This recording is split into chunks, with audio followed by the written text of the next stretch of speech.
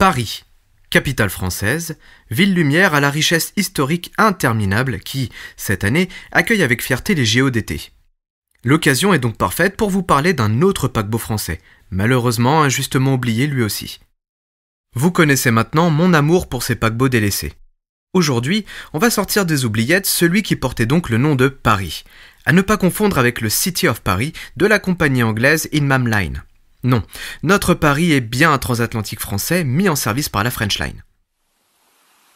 À l'été 1913, la Transat signe une nouvelle convention postale qui l'oblige à construire 3 nouveaux liners avant 1932, pouvant donc acheminer le courrier. Le premier des transatlantiques sera donc Paris, dont la commande est faite dans la foulée au chantier de Penwet à Saint-Nazaire. Paris aura une architecture extérieure semblable à celle de France mis en service 1 an plus tôt, mais dont les proportions sont beaucoup plus imposantes. Ainsi, Paris fera 234 mètres de long et 26 de large pour 10 ponts et 34 569 tonneaux, soit 10 000 de plus que le France. Sa superstructure est dominée par 3 grandes cheminées rouges à manchons noirs. Seulement voilà. 1 an après le début du chantier, la Première Guerre mondiale éclate et le chantier est interrompu, laissant la coque en construction dans sa cale de lancement. 2 années s'écoulent sans que rien ne change. Puis, il est décidé d'évacuer sa coque car on a besoin de toutes les cales nécessaires pour fabriquer des navires de guerre et entreposer du matériel pour l'armée américaine. La coque est donc mise à l'eau le 12 septembre 1916. Après l'avoir laissée sur la Loire, on la remorque à l'abri dans la baie de Quiberon. 2 années s'écoulent à nouveau jusqu'à la signature de l'armistice le 11 novembre 1918. Toutefois, les travaux ne reprennent pas immédiatement. Il faut attendre le 6 mars 1919 pour voir le chantier reprendre et il y a encore beaucoup à faire. C'est donc encore 2 autres années qui s'écoulent et enfin, en 1921, Paris est prêt à commencer sa carrière. Il est alors à ce moment de l'histoire le plus grand navire français en service sur la ligne de New York et surtout le plus luxueux. Embarquons pour un petit tour à son bord. Madame, messieurs, bienvenue à bord. Nous entrons dans Paris depuis le pont C, entre les 2 dernières cheminées. Après avoir franchi le hall d'embarquement qui sert également de galerie d'art, où sont exposés des objets de bronze ou de verre d'artistes français, nous arrivons à la grande descente et tout de suite, le ton est donné. Nous sommes accueillis dans un hall majestueux qui a tout des plus grands hôtels parisiens dans le pur style Art Nouveau. Face à nous, le sublime escalier principal à double évolution réalisé par l'architecte Richard Bouvens van der Boijin. Ébénisterie, ferronnerie d'art et marbrerie s'allient ensemble pour charmer ses visiteurs. Avec ses rampes et balustrades richement ornées, une élégante coupole en fer forgé domine l'escalier et apporte une belle lumière tamisée. Cet escalier relie le rez-de-chaussée aux galeries supérieures qui continuent à l'étage avec des balcons en fer forgé représentant des algues entremêlées placées entre des gracieux piliers qui soutiennent les arcades finement décorées. Des fauteuils et des tables rondes sont disposés dans ce hall. Vous pouvez vous y arrêter pour y converser entre amis ou admirer la richesse de ce lieu.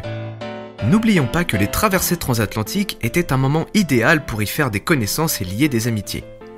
C'est ici également que vous trouverez le bureau de renseignement du navire, pour échanger votre monnaie, déposer des objets de valeur au coffre. C'est ici que tous les jours, sur une carte, vous pourrez constater l'avancée de Paris sur l'Atlantique et discuter de l'heure d'arrivée à New York.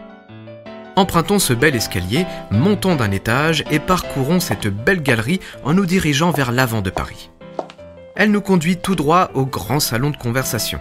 Cette pièce est très jolie et c'est du jamais vu sur un paquebot transatlantique. Panneaux de bois d'amarante mauve au mur s'opposent aux pilastres carrés habillés de marbre rose. Ici et là, des décorations représentant des oiseaux, des rameaux d'olivier.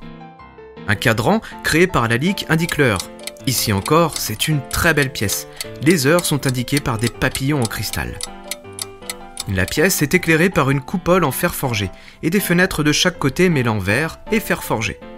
Le soir, des plafonniers et des appliques de verre incrustés dans les panneaux de bois éclairent le bois d'amarante et font chatoyer la soie des rideaux.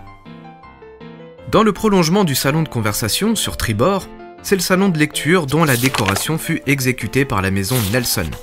Boiserie en platane, ferronnerie d'art au plafond et au-dessus de la bibliothèque, une peinture décorative évoquant le printemps.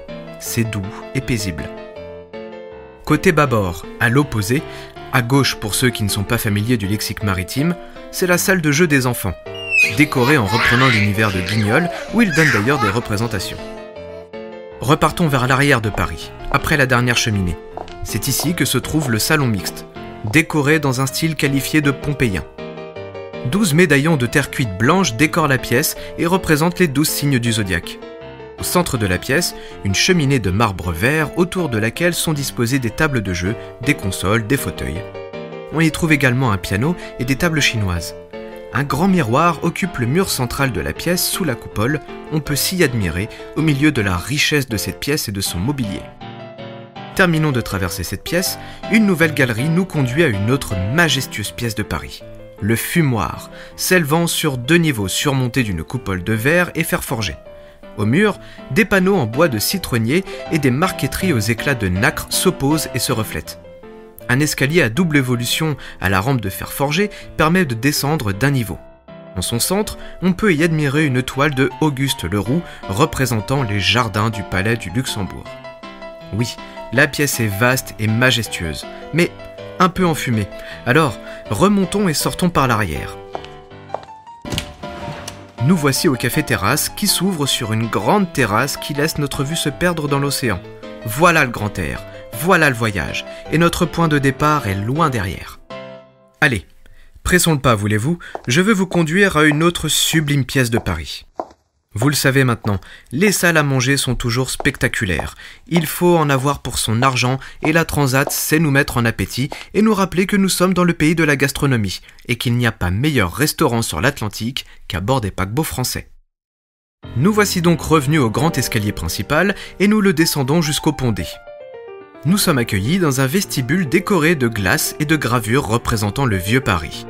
La salle à manger est ici encore surmontée d'un dôme lumineux composé de vitraux en camailleux d'or, laissant descendre une lumière très chaleureuse sur la vaste pièce. Les panneaux de bois sont en citronnier avec des marqueteries aux motifs représentant la vigne, le houblon et les fruits du verger. Des pilastres habillés de stuc et enchâssés de cornières en fer forgé soutiennent les galeries supérieures aux garde-corps là aussi en fer forgé. On descend dans la partie inférieure de la salle à manger par un nouvel escalier à double rampe, de fer forgé encore, dans laquelle vous pouvez vous admirer devant le grand miroir qui accompagne votre descente. Voyez comme votre silhouette épouse parfaitement la richesse de cette pièce. Oui monsieur, oui madame, vous êtes à votre place. En face de nous se dresse une peinture gigantesque de maître Albert Bénard, symbolisant la gloire de Paris, avec dans le ciel l'emblème de la ville, des figures telles que Lafayette arrivant aux Amériques, un poilu, etc., etc. Ce sera d'ailleurs une des dernières œuvres aussi imposantes de l'artiste. Paris peut embarquer 563 passagers en première classe. Pour les loger, il y a 3 types de cabines différentes réparties entre les ponts C et D.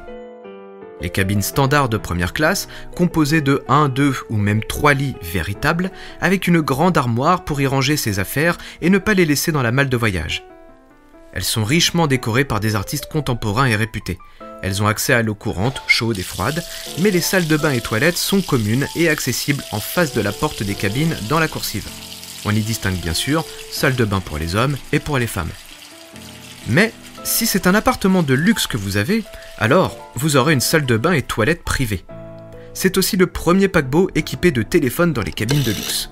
Ainsi, vous pouvez faire venir un steward dans la minute pour n'importe quelle demande. Paris dispose également d'un appartement dit de grand luxe, à l'image de ce que la Transat avait déjà réalisé sur France. Ils ont ici fait appel aux décorateurs de la maison Tardif. Il se compose d'une chambre, une antichambre, 4 chambres à coucher, un salon, une salle à manger. On y trouve des panneaux d'érable incrustés de nacre, des lambris faits d'acajou, du chêne sculpté, encadré de fer relevé à la feuille d'or. Je vous passe le mobilier tout aussi raffiné et confortable. Les cabines de première classe n'ont pas de hublots, mais des sabords carrés. Plus grands, ils laissent donc pénétrer plus de lumière. À ces passagers de première classe s'ajoutent 460 pouvant embarquer en seconde. Vous connaissez le refrain, le luxe y est moins opulent, mais le confort y est plus qu'acceptable.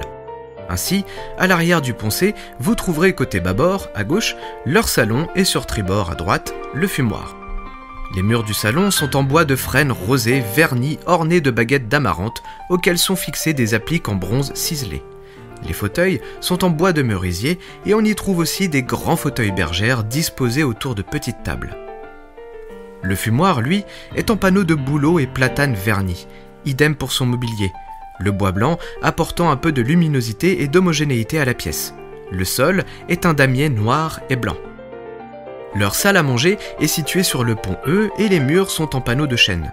C'est à ce niveau que se trouvent également les cuisines, la boulangerie et la pâtisserie qui préparent les mets pour les premières et secondes classes. Les cabines des secondes classes sont toutes à l'arrière de Paris, réparties entre les ponts D, E et F.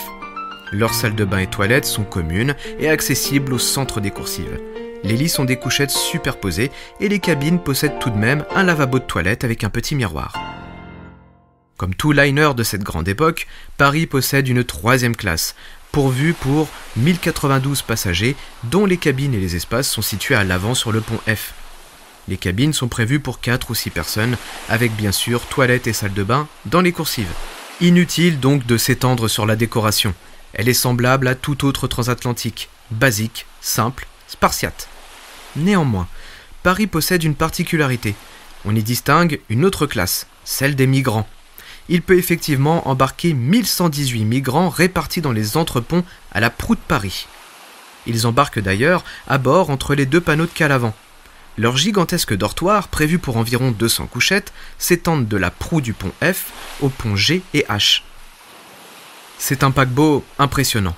Une véritable ville flottante embarquant toute catégorie sociale à l'image de notre capitale. Je ne peux pas m'étendre à tout décrire dans les moindres détails, mais sachez tout de même que Paris dispose aussi d'une chapelle, dans laquelle on peut assister à la messe, ou même qu'il a lui aussi des magasins, des coiffeurs pour femmes et hommes, en première et en seconde classe, et j'en passe. Évidemment, entre les plans de base de 1913 et la reprise du chantier en 19, des modifications ont eu lieu. Entre autres, ce sera le premier paquebot de la Transat équipé dès le début de sa carrière de chaudières fonctionnant au fioul. Il fallut alors modifier les soutes prévues à la base pour recevoir du charbon, afin d'y faire tenir les réservoirs de carburant. Cette modification permet non seulement à Paris de naviguer à une vitesse constante, mais également d'embarquer moins de soutiers. La situation économique d'après-guerre est telle que, cette fois, la French Line ne cherche plus du tout à ravir le ruban bleu. La course, bien trop chère en carburant, en développement et pièces mécaniques. D'autant que, terminer Paris avec les prix d'après-guerre leur coûtera extrêmement cher. Paris ne sera pas le plus rapide, loin de là. Il atteindra la vitesse de 23 nœuds, là où le France en 1912 atteignait les 25. Par contre, il peut se vanter à son lancement d'être le plus grand navire français construit en France, et pour l'heure, le plus luxueux, avec la participation des artistes renommés que nous avons passés en revue pendant notre visite. Du 11 au 13 juin 1921, après avoir terminé tous ses essais, la Compagnie Générale Transatlantique a organisé 3 jours de fête autour du Paris, afin d'y organiser des visites de ces espaces et permettre à leurs invités de s'extasier du luxe et du soin de sa décoration. La presse est évidemment des festivités et ne tarit pas d'éloges au sujet de Paris. Symbole de la renaissance de la France à sa sortie de la Grande Guerre, la France revient en grande pompe et montre qu'elle sait toujours y faire en matière d'industrie, de bon goût et de luxe. C'est donc le 15 juin que Paris quitte les quais du Havre en direction de New York, avec à son bord, entre autres, le maréchal Foch.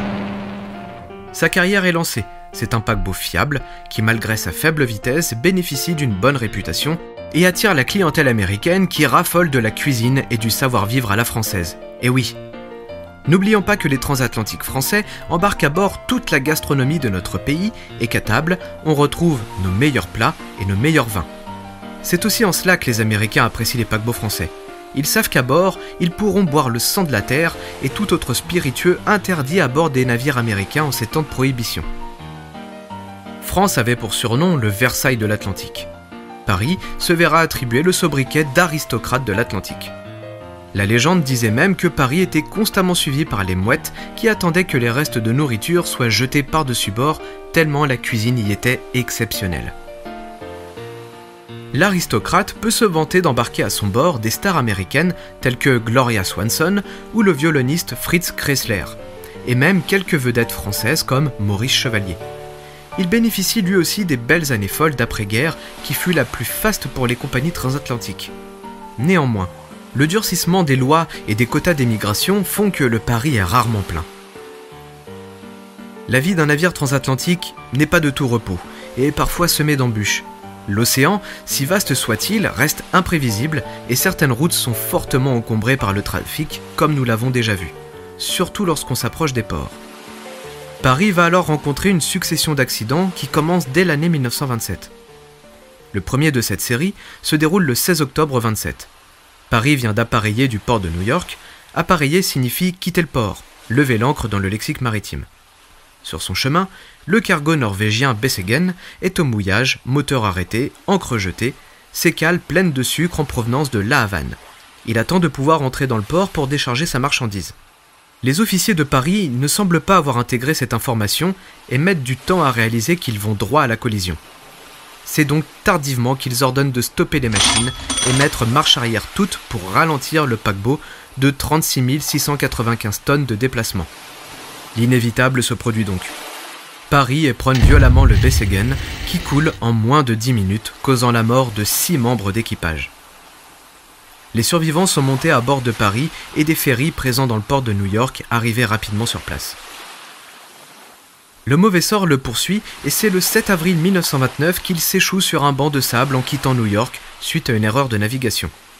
Il faudra 36 heures afin qu'il puisse être sorti de là, heureusement sans dégâts. 11 jours plus tard, Paris s'échoue à nouveau sur les rochers d'Eddystone Rocks au large de Plymouth. Cette fois, il ne faudra qu'environ 2 heures pour le remettre à flot. Aucune voie d'eau n'est détectée, mais ses passagers sont quand même déposés à Plymouth et le Paris part en réparation. La série noire ne s'arrête pas là, oh que non. Le 20 août 1929, alors que Paris est à quai au Havre, un incendie se déclenche à bord et ravage une grande partie des espaces communs. Le salon mixte et le fumoir des premières sont complètement détruits. Tout le reste est entièrement noirci par la suie qui s'est infiltrée absolument partout. Et pour couronner le tout, les litres d'eau déversés dans Paris l'ont partiellement fait couler. Paris reste toutefois sauvable, et ce sera l'occasion de prévoir une grande refonte du paquebot. Île-de-France est entré en service depuis 2 ans et il est maintenant le fer de lance de la Transat. La crise économique de 29 a drastiquement fait baisser les réservations sur Paris. La refonte permettra de réduire les espaces des migrants et de revoir ceux destinés à la 3e classe. Également de moderniser les équipements en première tout en y ajoutant quelques cabines. Ainsi, le nouveau salon mixte des premières se verra équipé, et c'est une première sur un liner, d'une piste de danse. Qui plus est, le sol est en verre et sera rétro-éclairé. Imaginez-vous, nous sommes à l'aube des années 30 quand même. Les pièces refaites le seront dans le style Art déco, totalement dans l'air du temps et dans le prolongement de ce qu'on vient de faire sur Île-de-France. Certaines cabines se voient également agrandies et restylisées. Certaines profitent alors de l'ajout d'une véranda privée. Les travaux s'étendront sur plus de 5 mois. À sa remise en service, c'est un Paris flambant neuf qui repart effectuer ses rotations. Toutefois, le début des années 30 est aussi le début de la popularité des croisières. Paris sera donc envoyé en Méditerranée, les Bermudes ou vers les pays nordiques. Les croisières sont un bon moyen de rentabiliser les liners en cette période de troubles et de diminution des réservations sur la ligne de l'Atlantique Nord. Les croisières s'effectuent à un rythme tranquille. On ne file pas à pleine vapeur, on ne cherche pas à pousser les machines, non. Il faut profiter des paysages qu'on longe, se laisser glisser lentement sur les flots calmes. Ainsi, la consommation de combustible est diminuée et les frais d'exploitation des navires aussi, tandis que la demande augmente. Paris sillonne les flots du début des années 30 et il est probable que cet incendie ait prolongé sa carrière là où s'arrêtera celle de France. Normandie entre en service et tous les autres liners sur l'Atlantique ressemblent à présent à des pièces de musée en dehors de Île-de-France, Bremen ou Europa. Il faut prendre un moment tout de même pour considérer la carrière de Paris avec un peu de recul. Bien que symbolisant le retour, la renaissance de la France d'après-guerre, Paris, pourtant plus grand et avec un luxe plus moderne, restera toujours dans l'ombre de France. Lorsque la décoration trop chargée de France commencera à faire diminuer ses réservations, ce sera le moment de gloire d'Île-de-France. Puis arrivera le chef-d'œuvre monumental Normandie. Toutefois, il y a une volonté de conserver Paris. On parle alors de le réserver exclusivement à un usage de croisière. Mais l'infortune le poursuivra à nouveau. Notre histoire arrive en date du 18 avril 1939. La Seconde Guerre mondiale pointe le bout de son nez. Dans le port du Havre, Paris est en train d'être chargé. Demain, il appareillera en direction de New York en emportant dans ses cales des caisses d'œuvres d'art destinées à l'exposition internationale devant se dérouler à New York. S'y trouvent donc des œuvres prêtées par le musée du Louvre, la Bibliothèque nationale et d'autres provenant de collections privées, ainsi qu'une importante collection de bijoux. Il y a également 10 caisses contenant des avions américains qui n'ont pas encore été déchargés de son précédent voyage. La journée se termine, le personnel de bord quitte le paquebot qu'ils sont en train de préparer. La nuit tombe sur Le Havre, ses quais se vident. À bord de Paris, un agent de la sécurité fait sa ronde. Arrivé sur le pont E, il est alerté par de la fumée sortant de sous les portes de la boulangerie. Il donne l'alerte, mais il est impossible d'ouvrir la porte. Elle est finalement enfoncée et on constate que l'incendie ravage déjà toute la boulangerie, la pâtisserie et la cuisine. L'alerte est donnée et toutes les pompes de la ville sont acheminées vers les quais où est amarré Paris. Commence alors à nouveau une longue nuit durant laquelle des litres et des litres d'eau sont déversés sur Paris, descendant le long de ses 10 ponts, remplissant le fond de sa coque. Pendant ce temps, on s'attelle à faire venir le personnel de la Transat et les grutiers qui déchargent à la hâte les caisses d'avions et les caisses d'œuvres d'art. Au cours de ces opérations, le chef de sécurité de Paris chute depuis le pont jusqu'au fond de la cale. Le pauvre homme meurt sur le coup. Luttant contre l'incendie qui dévore Paris, un pompier est grièvement blessé. Il est évacué vers l'hôpital dans un état critique, mais survivra à ses blessures. Dans le ciel du Havre, s'envolent les cendres de Paris. Dans la cale numéro 7, juste à côté, se trouve Normandie dont on termine l'entretien. On demande alors que la sécurité soit renforcée de peur que l'incendie ne se propage. Il faut croire qu'au moment où Paris se meurt, la fumée de son sortilège vient hanter Normandie puisqu'il connaîtra exactement le même sort 3 ans plus tard. Le 19 avril, à l'aube, l'incendie semble être maîtrisé et on en vient à bout tandis que les caisses de marchandises continuent d'être déchargées. La nuit a été très très longue et éprouvante. Toute la ville fut tenue éveillée par les allées et venues des pompiers et tous scrutaient le ciel dans lequel s'élevait la fumée qui enveloppait le port d'un brouillard nauséabond. Puis, tout est allé très vite. Peu avant 9h, Paris gîte soudainement, donnant une inclinaison de 30 degrés. On prévient tout le monde d'évacuer et de se reculer. Paris risque de se coucher à tout instant. Les grutiers quittent leur poste, les pompiers s'éloignent, les bateaux-pompes s'écartent de la coque, et à 9h15, le géant Paris s'allonge sur son flanc bâbord, enveloppé de son linceul de fumée blanche s'échappant de ses sabords. C'en est terminé pour lui. Adieu Paris.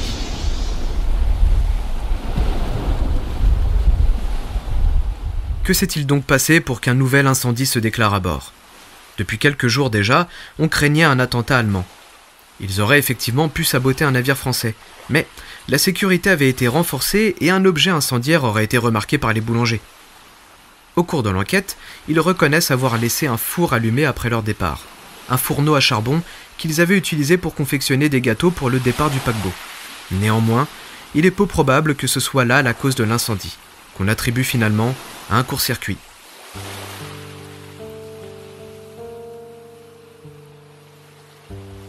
Dans les heures qui suivirent l'incendie, on s'inquiétait de savoir si toutes les caisses d'œuvres d'art avaient pu être sauvées, de même que les bijoux, les caisses d'avions et d'importantes quantités d'or qui devaient être acheminées à New York.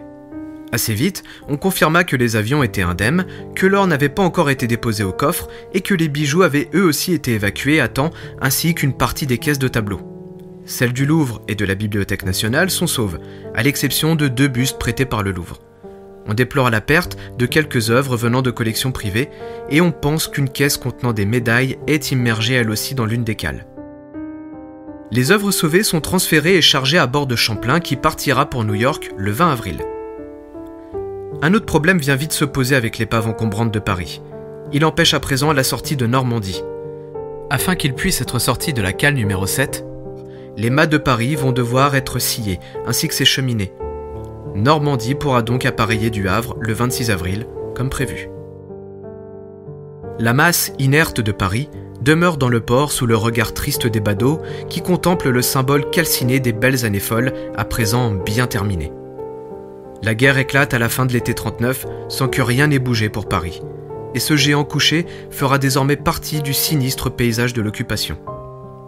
À la fin de la guerre, le Havre est un champ de ruines, son port aussi.